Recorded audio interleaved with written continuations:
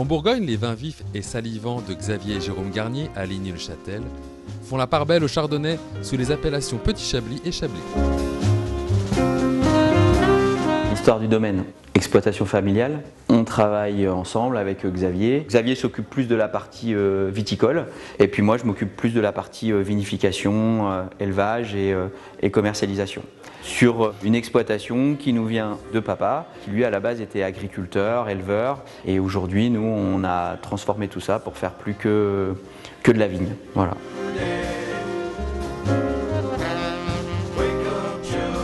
À Chablis, on a un vrai terroir très marqué, très important, des sols très calcaires. Et traditionnellement, à Chablis, les vinifications elles se font plutôt en cuve. Mais depuis maintenant plus de 20 ans, nous, on a fait le choix d'utiliser beaucoup de bois parce qu'on trouve que le côté un peu plus vivant, dynamique du bois révèle beaucoup mieux le terroir.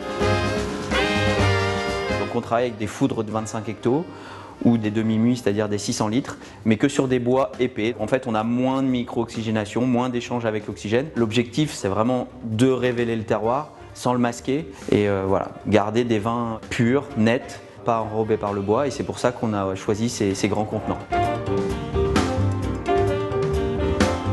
Le vignoble chablisien est plutôt scindé en deux parties. Il y a une rivière qui traverse le vignoble, qui s'appelle le Serein, et il y a des coteaux de chaque côté. Il y a des rives droites et des rives gauches.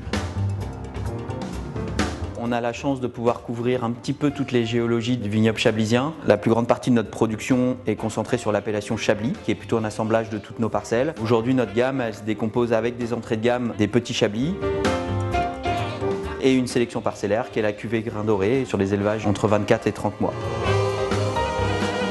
Après, on a 5 premiers crus différents, aussi bien sur les rives gauches que sur les rives droites. Nous, sur les rives droites, on a 2 premiers crus, on a Fourchaume et Mont-de-Milieu. Et puis, sur les rives gauches, on va avoir des Beaurois, des Montmain et des Vaillants.